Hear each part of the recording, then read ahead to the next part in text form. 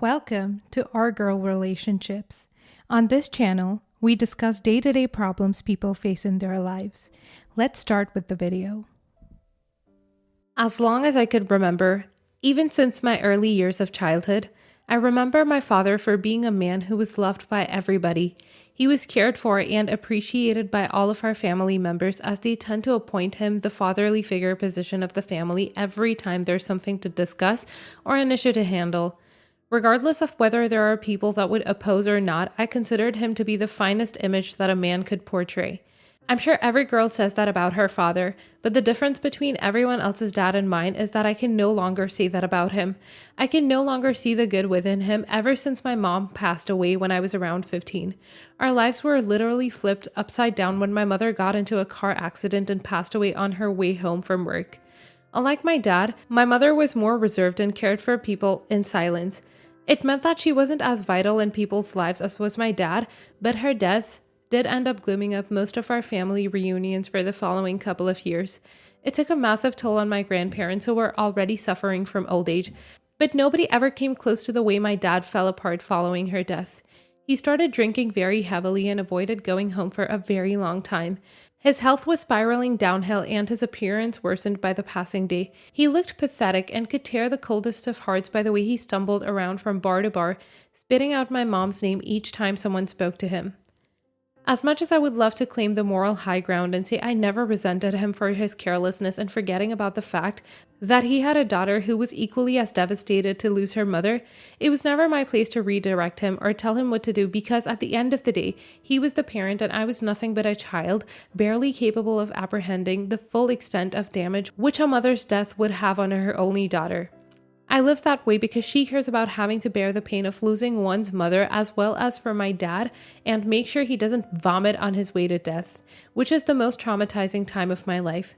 When I turned 19 years old, he came up to me one day and told me that he had exchanged a large sum of money with a friend that he usually gambles with in exchange for me to go on a date with him and pretend to be his wife for a couple of hours. My dad saw no danger in doing that and offered me like I was some product or useless item that would be passed around for a couple of hours and returned to the brand you reuse. That was what tipped me over the edge and made me pack all of my things and leave my parents' home and all that good as well as bad memories that I had in it. It has been 18 years since I walked out of my parents' home and haven't heard from my dad nor my family members since. That was until he called me on my personal phone last week. How he got it and who gave it to him is beyond me, but what matters is the events that followed after. He told me that he persisted in his drinking habits while his debts kept increasing and his health kept doing the opposite. He wound it up with an unpayable amount of alcohol debts and a possibly lethal case of cirrhosis. He was crying on the phone begging me to help him, saying how I was the only steady thing in his life that he could lean on and the only light at the end of the tunnel for him. How life would fall apart entirely if I refused to help him even in the slightest of ways. He alternated between trying to be manipulative and guilting me into giving him money and helping him with his health and being kind-hearted and generous and loving in the same way he was all those years ago before my mother died. Even after his emotional speech and discussing everything with my husband, I still couldn't find it in my heart to trust him so unconditionally because I knew that being an alcoholic is no joke, and an alcoholic being given money is nothing but a recipe for disaster. The consequences would be catastrophic, or if I choose to give him the money and let him fix his life, should he choose to, and they would also be catastrophic if I chose to keep the money and let him handle things as an adult. The only way I could see out of making things worse than they already are was to fish out information about how old his money is and try to pay them myself before they came breaking down his door for their money, or even worse, came for his life for it. After consulting with my husband once again, we decided to pay off all the debts that he has and try and give him a brand new start because, at the end of the day, we wanted him to be a part of our children's lives, and it would crush my world to no longer be able to appreciate the wonderful man that hid somewhere within him. I also called my cousin, who is a hepatologist that specifically specializes in liver disease and surgical transplants, and consulted my dad's case with her.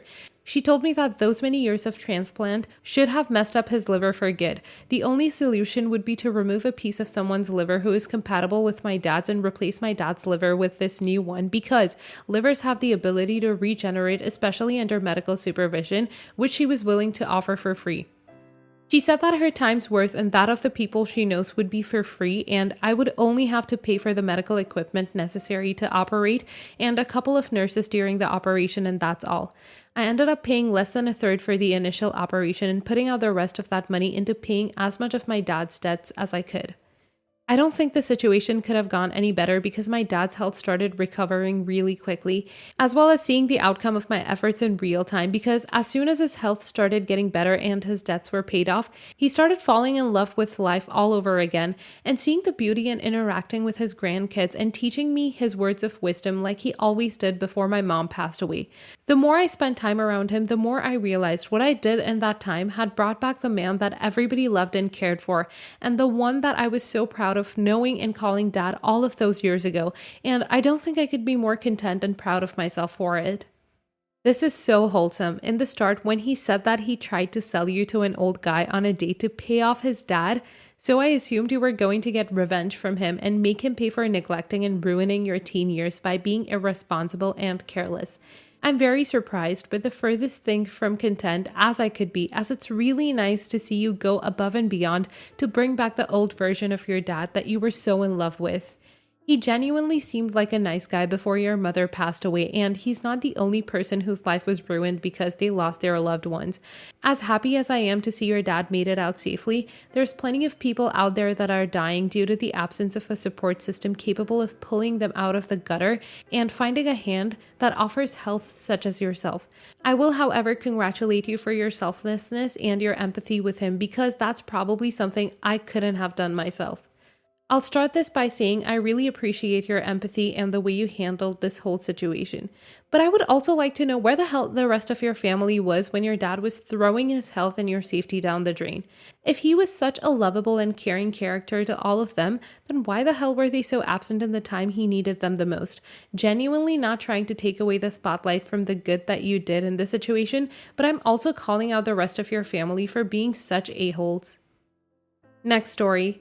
I spent a lot of time, effort, and thought into sending my niece 10 years and nephew 6 years generous, but not too generous, and age-appropriate gifts.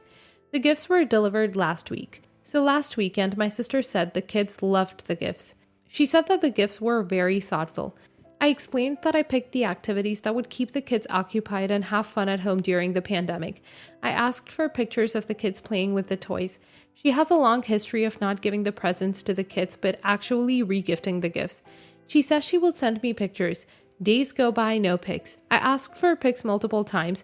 She sends me pics of other things like the kids with other kids and their art projects. I tell her that I'm confused and want to see pictures of the kids with my gifts. She gives me excuses and says that she will text me pics next weekend. Next weekend comes around and she does not want to send me pics. She keeps dodging my request. Christmas morning, I FaceTime with my family. I ask my niece and nephew if they like their gifts. They both robotically respond yes with absolutely no enthusiasm or feeling. When I ask them to show me the toys, they come up with excuses. The kids are like my sister's puppets at this point. They keep looking at my sister for cues on how to respond to my questions. They say that they enjoy playing with the toys. They don't want to go to their rooms to get their toys. They don't even say thank you. They run back and forth from the camera to my sister, whispering what to say in their ears.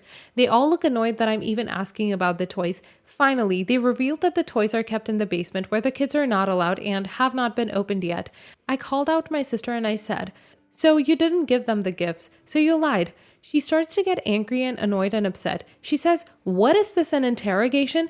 At this point, I'm done with her smoke and mirrors and hang up. I feel extremely hurt and tired of her games. She crossed the line when she taught her kids to come up with elaborate lies to lie to me. She lied to me multiple times. I emailed her the receipt and asked her to return the gifts, or if she's too lazy, then to write me a check for the gift amount. She has no idea how to Venmo. She continues to lie and says, "Let's FaceTime so the kids can open their gifts." She said it was not her intention to hurt my feelings. She doesn't take any responsibility for her actions ever and always blames me for the crap she pulls up. This is not the first time she ruined a holiday. My relationship with my sister has always been rocky, but we were both making an effort to rebuild our relationship. Am I the a-hole for making her repay me for my gifts for her kids? Edit. More info. The family and the kids are fine. They're financially well off. The only reason I ask for photos is that I want to make sure that the kids actually received them. My sister and I were trying to rebuild our relationship. I saw that she made positive efforts for me, and she previously got me and my fam some gifts at the beginning of the year, so I thought she turned around. That is why I decided to try giving gifts again. I love the kids dearly. No, I would not normally ask for money back on gifts, and I have never in the past in any scenario. This time, I was fed up with her lying crap and toxic manipulation of teaching the kids to lie. She placed my gifts to rot in the basement while her kids saw the gifts but didn't get the gifts. Actually, I forgot to mention that she was very upset with me for not telling her ahead of time that I was sending the kids gifts. Consequently, the kids saw the gifts as she was opening the package. She was very upset and told me to tell her in the future when I'm sending kids gifts. I also want to mention that I got her a separate gift a week prior, and there were no complaints at all about that one. Also, no, the kids are not in danger. Everyone sucks here. You don't really seem concerned about the right thing. You want to prove your sister wrong and want evidence. But why? To be convinced your sister didn't lie, or because you actually care about your siblings' fun? It doesn't seem to be the latter. Maybe you should instead focus on the fact that there could be another reason. If your sister is regifting the presents, maybe she's struggling financially. Maybe she's saving them for other kids' parties so her children can go and give something good and not feel left out from parties. Or maybe she's selling them for food. How do you know that it's not something else? Maybe you should actually see if there's anything your sister needs help with. Instead, you're asking for money, which could make her situation worse. Your sister sucks for training her kids to lie and not being upfront about any issues. She should just be honest. She is just waiting to sell them at the right time. She's preventing the kids from playing or breaking them. If the boxes are open, she can't sell them for profit. I feel sorry for her kids being denied their Christmas presents. You are right to demand proof that they received and or are enjoying them. Don't let her do this next year. Buy them cheap gifts she can't sell for profit. I read a story about a mother who would give her daughter a gift and take a picture, then take it away as punishment. Years later, she took the gifts out of her closet to give her 26-year-old. She was Mother of the Year. Your sister is another one too. Sadly, the kids have to suffer and learn to lie. You're the a-hole because she has a history of lying and regifting, and you still send stuff. Stop it. Stop being a sucker because you're related. Family loves and respects you. You choose your family. Family and relatives are not the same thing. And you already know she's not sending you any damn money. Next story. So I'm not too far along, only 5-ish months along. For some reason, my husband and I were talking after the baby came, and he mentioned that his mother wanted to visit after the baby was born. She didn't want to be in the delivery room. She respected my privacy, which, yay, I was thankful for. But she wanted to come the week after the kid was born.